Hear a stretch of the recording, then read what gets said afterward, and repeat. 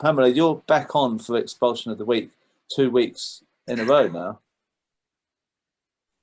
Yes, they are out to get me, it seems, isn't it? So 2 weeks ago, I got a letter, as I said, I think last week, telling me I was at risk of auto expulsion for giving an interview to Socialist Appeal over a year ago about why I wanted to apply for a senior job in the Labour Party as General Secretary. And that was it. That was the crime. And as you know, that organisation subsequently, over a year later, was proscribed. And so that is my crime, that I didn't have the foresight to know that it was going to be. So I have instructed solicitors and they're dealing with that and had written to the party. But then last week, at the start of the week, I got yet another letter telling me I was under further investigation. And my crime this time is that I spoke at a Don't Leave Organised meeting. And Don't Leave Organised is, of course, about persuading people to stay in the Labour Party. So I spoke at a Don't Leave Organised meeting in April 2020.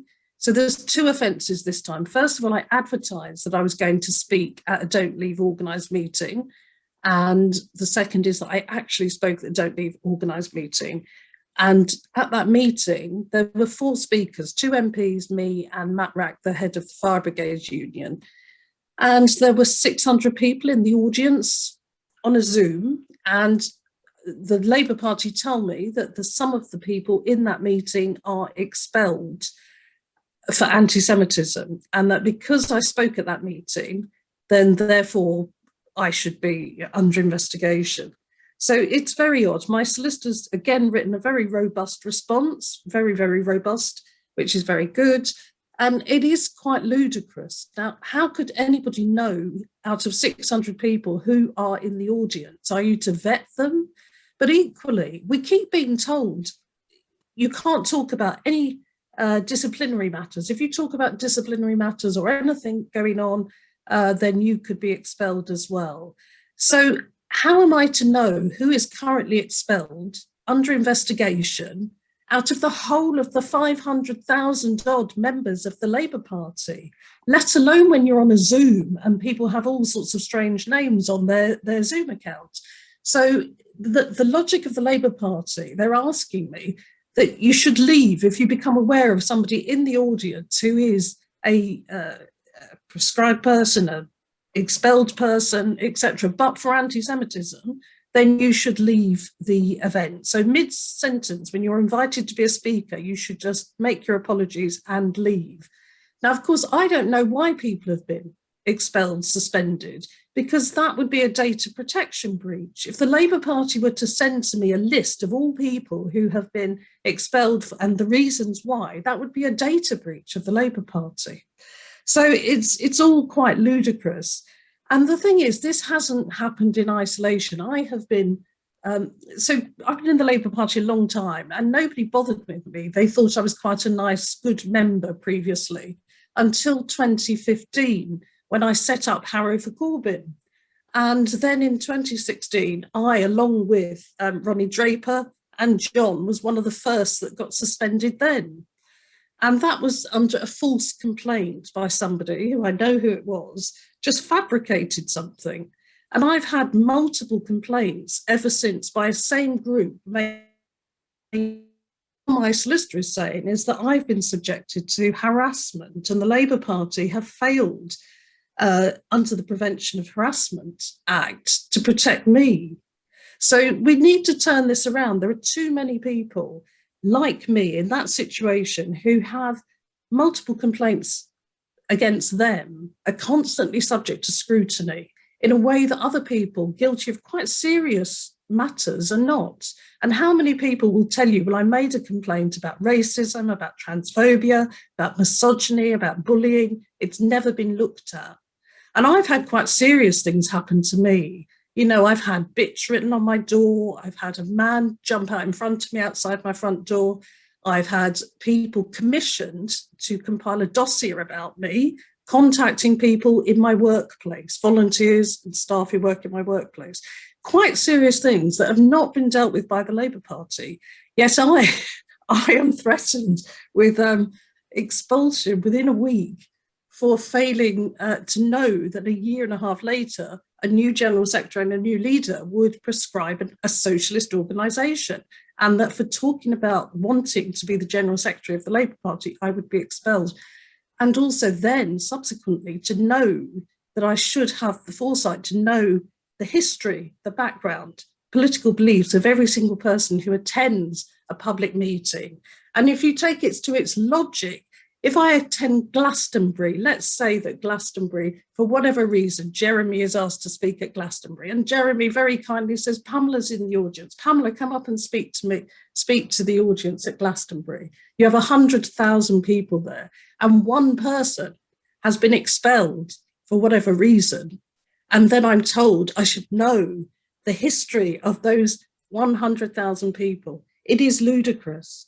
But I would also say I'm a councillor. I'm also the chair of the Labour group. I'm chair of the planning committee.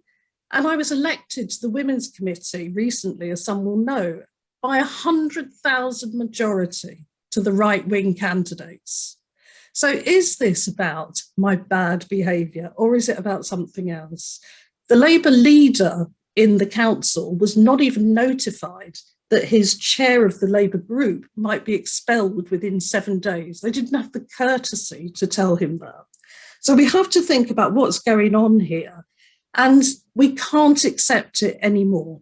Some people, so in the same week that I've been notified that I could be expelled, suspended, whatever, for speaking about applying for a job, or speaking at a meeting with 2 MPs and the head of a union, somebody else who has been accused of quite serious issues related to violence against women was deemed not to be worthy of even investigation and could be admitted back into the party as a councillor. Now, we have double standards here, and we cannot put up with this anymore.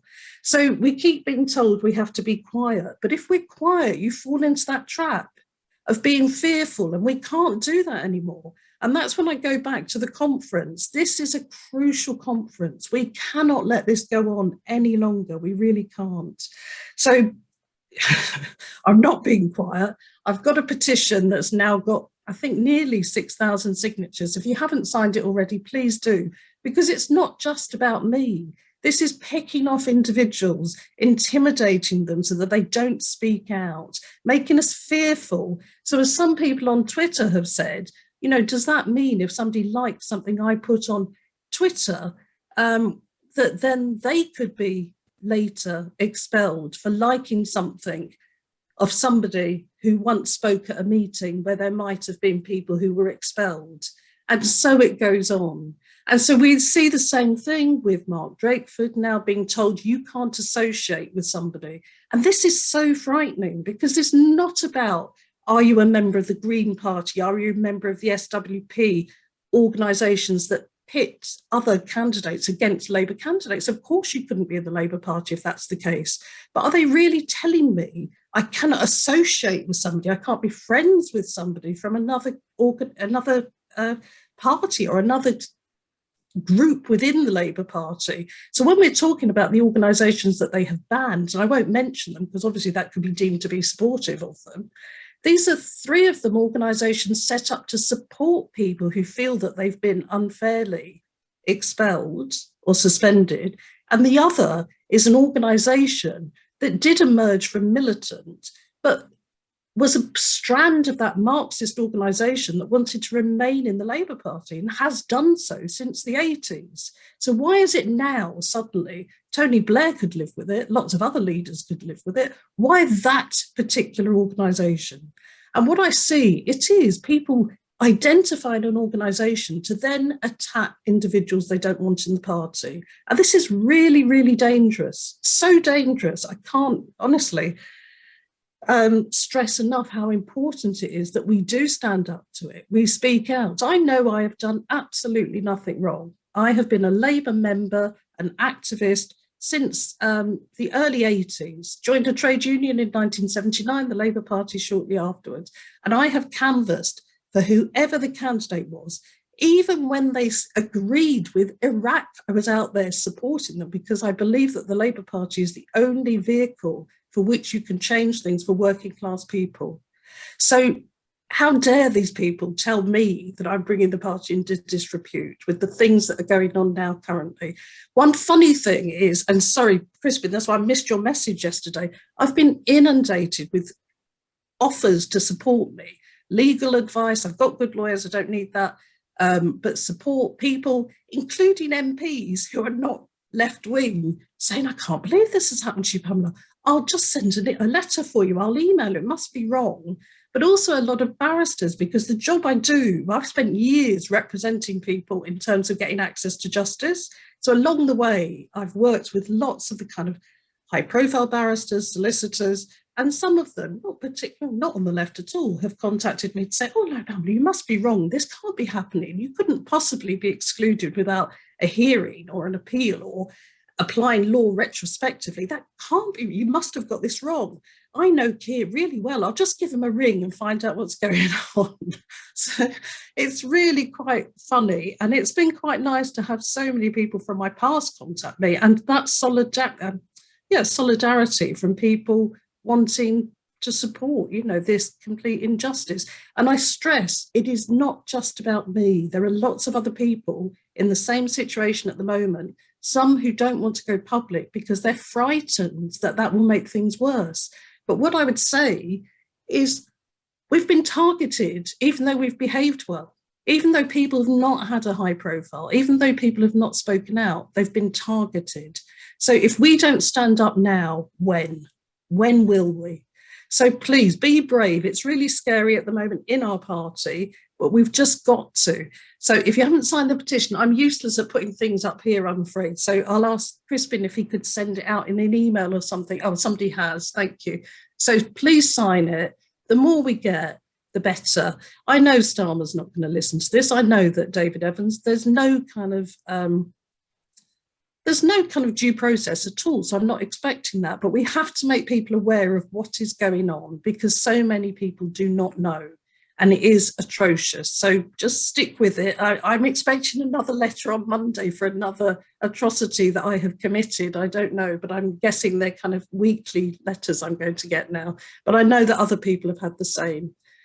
So yeah, thank you everybody for the messages I've had. And again, Crispin, really sorry that I missed your message yesterday. So no, that's all right. I think what you've just said is very powerful, and I think if we can make that what you've just said into a video of a couple of minutes edited down and maybe a longer one, and have the petition link with it, I reckon we can get quite a few people signing that petition, and maybe we can try and get celebrity Twitter accounts to retweet it. I think you're being bullied.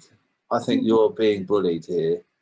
I don't see how it's fair that you're being targeted for a meeting that Matt Rack was at and his MPs were at, and they haven't had anything. So they think they can sort of kick you while you're down because you spoke out against your original auto exclusion, and they think they can put some other thing on it that isn't at all just. And you're very strong on this, but how can we say other people could have the strength to get through that kind of targeted attack? I mean, you were a candidate in the general election in December 2019. You were standing in a marginal seat for Labour. You could possibly be an MP yourself. You've done so much in Harrow to help other people. You're a councillor, as you said, all those other committees you're on. Absolutely outrageous. And it makes a bit tearful to think how they you. And I'm sorry that you came on. I think we really have to, and the fact that you're a woman as well. I mean, it's not necessarily, it's bad for anyone, but the fact that you're a woman and they're treating you in this way, when they're Matt Rack and all the other people have not been attacked, I mean, it's really bad. Yeah, thank you, Crispin. Anyone who's watching this who thinks they should duck when we go through this and try and stay in the party and say whatever they have to say, just listen to what Pamela's said and think, how can we continue as a party if this is going on? So, I've come to that point. I was doing fundraisers for the Labour Party, 250 of them all over the place, never got any reward for it. And now I'm not interested in that at all. The only thing to save Labour Party is to make it just and a place where people can discuss things. There's freedom to speak. And what was said by Diana Neslin on the show about there being different views about Israel. Why can't there be two different views on Israel? Some people are critical, some people think it's the greatest thing. Why can't we hear both views? It's not an issue that should be a problem. Oh God, that's so much for Pamela. Oh, sorry, Crispin. The show was so kind of, positive, and I feel like I put a downer on it. But I don't see it as bad. I see it as a positive thing, the solidarity, the camaraderie that I've experienced from people, and that kind of fight back. And so many people have said it's good to see somebody fighting back. So, I don't think, the things we see going on with Apsana Begum, with me, with other people that are affected like this, there's a theme to it, isn't there, really? And, I had put on 2 weeks ago, I'd asked for an item on the agenda on the National Women's Committee. The first meeting is on Thursday, on the way that women are treated in the party, particularly those elected to hold positions, with specific reference to Apsana Begum. So that was on the Friday. I think it was the Monday I got my first notice of auto expulsion. So, if you don't expose this, it will continue, won't it? So we have to just stare them in the face. How you can be a barrister and a human rights barrister and look your peers in the face, and continue with this. You can pretend all you like to be decent, honest people. The evidence is suggesting otherwise, I'm afraid.